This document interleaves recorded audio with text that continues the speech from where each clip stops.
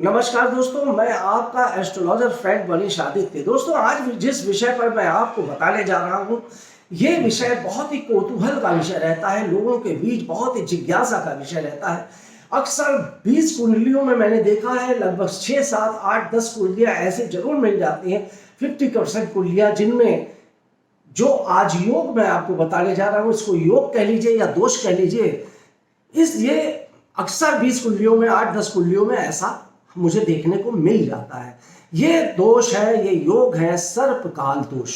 जी हाँ, सर्पकाल दोष। सर्पकाल दोष का नाम आप सुन के ही व्यक्ति घबरा जाता है, चिंतित हो जाता है। अगर किसी भी व्यक्ति को ये पता चल जाए कि उसकी कुंडली में सर्पकाल दोष है, तो वो बहुत ही सहम सा जाता है कि जैसे लगता है कि कोई बहुत बड़ा पहाड़ टूट पड़ा। और देखा जाए तो मित्रों, कहीं ना कहीं सर्पकाल दोष जो है, जो मेरा अपना निजी अनुभव है, मेरे पास जितनी भी हजारों की, लाखों की तादाद में, सैकड़ों तादाद में मैंने जो कुंडलियां देखी हैं, उन कुंडली में जो भी सर्पकाल दोष से संबंधित, योग से संबंधित कुंडलियां देखी हैं, उनमें ये पाया है कि कहीं ना कहीं व्यक्ति को ऊंचाई तो प्राप्त होती है, पर उसके जीवन में कोई ना कोई ऐसी समस्या, ऐसी परेशानी सारे जीवन पर्यंत उसको घेरे रहती है, जिसका कोई भी निराकरण उसे समझ में नहीं आता है। डॉक्टर, अगर बीमारी ऐसी आ जाएगी कि डॉक्टर दवा देते देते परेशान हो जाएंगे और आपकी बीमारी का कुछ पता ही नहीं चलेगा। कहीं ना कहीं वो ऐसे व्यक्ति के जीवन में कोई खालीपन, अकेलापन, और बहुत प्रयास करने पर भी व्यक्ति को ऊंचाई न मिल पाना।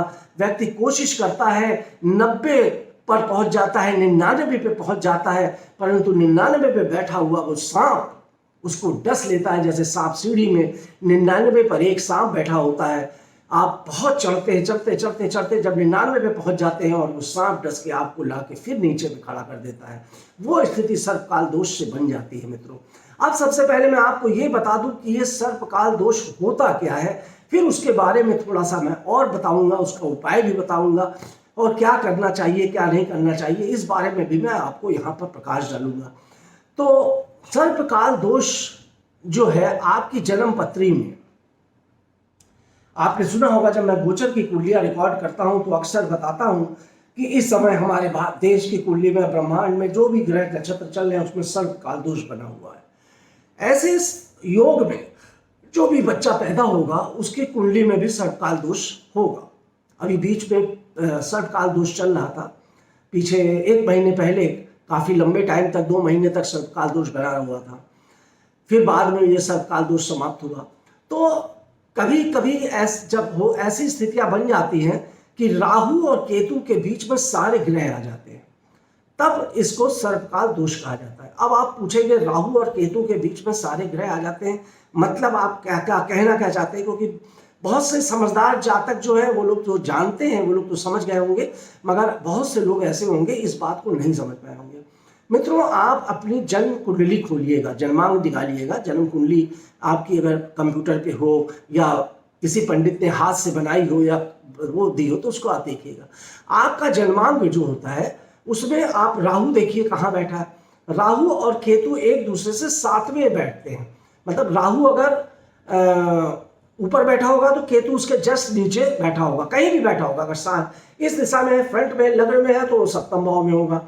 अगर धन भाव पे है तो 1 नंबर पे है, तो इधर अष्टम भाव पर केतु बैठा होगा। तो राहु और केतु इस तरह से एक दूसरे के ऐसे पैरेलल चलते हैं।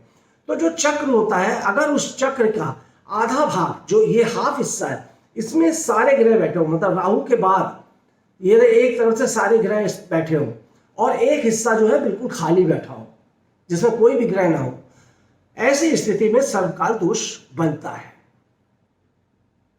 राहु और केतु के बीच में ही सारे ग्रह हो और बाकी हिस्से में कोई ग्रह ना हो, तो ये ऐसा योग जो होता है, इसको सर्पकाल दोष कहा जाता है। कहा जाता है कि पुराणों में कि अगर किसी व्यक्ति के पूर्वजों में किसी ने भी सर्प की हत्या कर दी हो, तो ऐसे में इंसान की कुंडली में सर्पकाल दोष बन जाता है।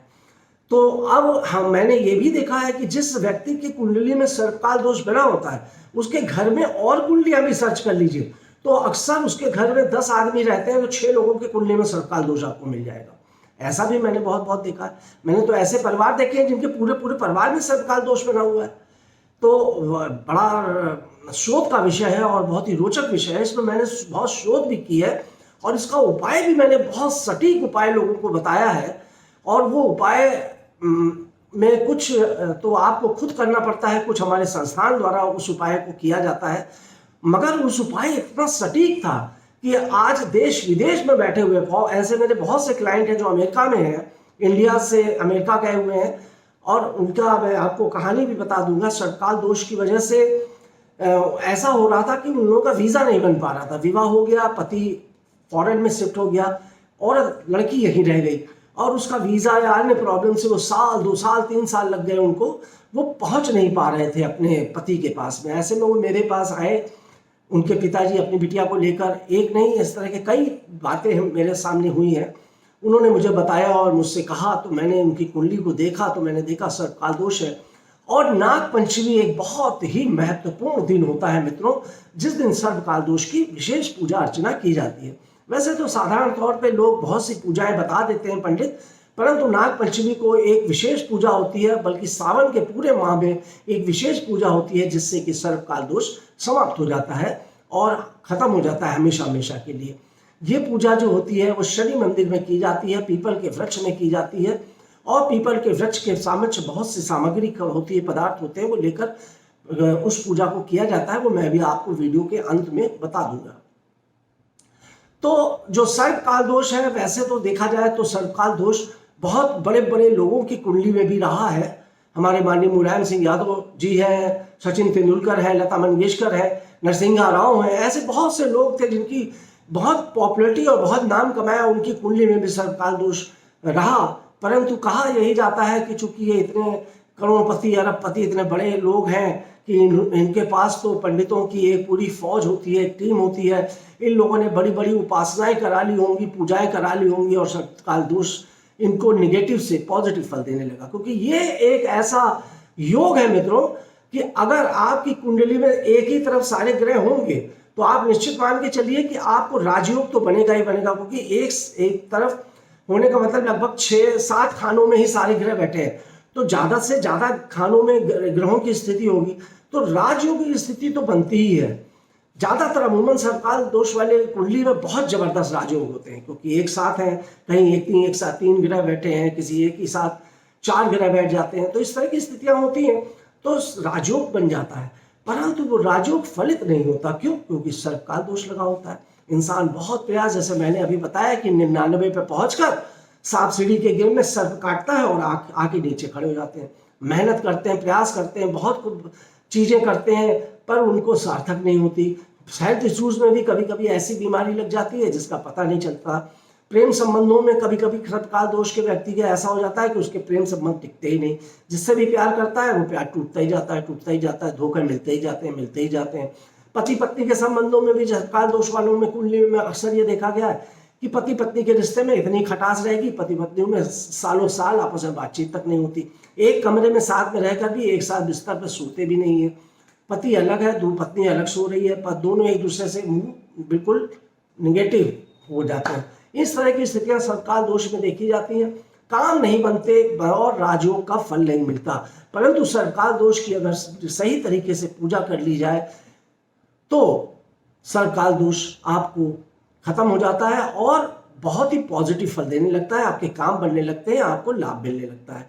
तो कुछ छोटे छोटे उपाय जो पंडित लोग बताते हैं वो तो कुछ लोग कहते हैं त्र्यंबकेश्वर में जाइए, नासिक में जाकर वहां पर शंकर जी के मंदिर पर या किसी भी शंकर जी के मंदिर पर जाकर सर्पकाल दोष की पूजा करा लीजिए तो वो खत्म हो जाता है।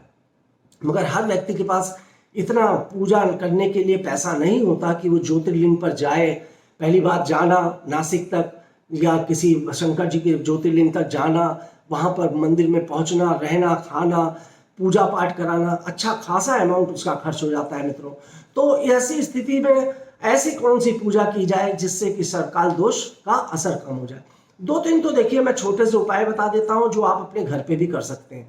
पहली उपाय यह है कि आपको सावन में या नाग पंचमी के दिन नाग नागिन का जोड़ा शंकर जी के शिवलिंग पर जाकर समर्पित करना है और ओम नमः शिवाय का मंत्र का जाप करना है। ओम राहुवे नमः मंत्र का भी 108 बार जाप करना है और शंकर जी से प्रार्थना करनी है कि मेरी कुंडली में जो भी सर्पकाल दोष है उसे समाप्त कर दो।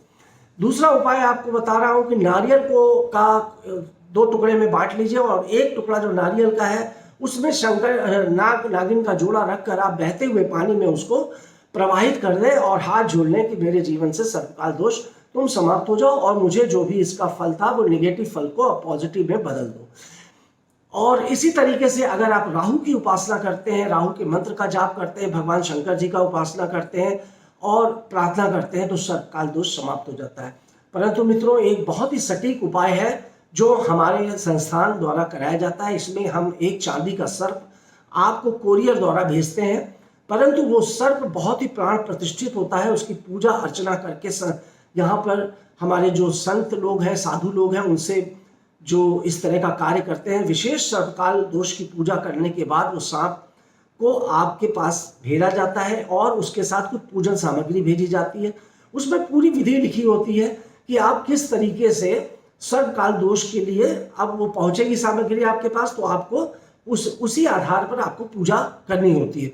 मात्र बहुत कम खर्चे में, उसमें कोई पूजा की सामग्री में बहुत ज़्यादा खर्चा नहीं है, आप ये पूजा कर सकते हैं। और आपको पूजा स्वयं ही करनी होती है। हमारे यहाँ से सामग्री भेजी जाएगी परंतु आप पूजा स्वयं करेंगे। और ये पीपल के पेड़ में शनिदेव के मंदिर में जाकर नागपंचमी के दिन या फिर सावन के महीने में या किसी भी शनिवार के दिन आप इस पूजन को कर सकते हैं। इससे सर्पकाल दोष समाप्त होता है। तो मित्रों, ये आज मैंने आपको सर्पकाल दोष के बारे में बताया है। बहुत सी बातें ऐसी हैं जो बचाने से रह गई होंगी, उनको मैं आगे की वीडियो में बताऊंगा। इसी के साथ इस वीडियो को यहीं समाप्त करता हूं। मेरे YouTube चैनल को सब्सक्राइब करिएगा, इंस्टाग्राम को फॉलो कीजिएगा और एस्ट्रोलॉजर मनीष आदित्य पेज को लाइक करिएगा। नमस्कार।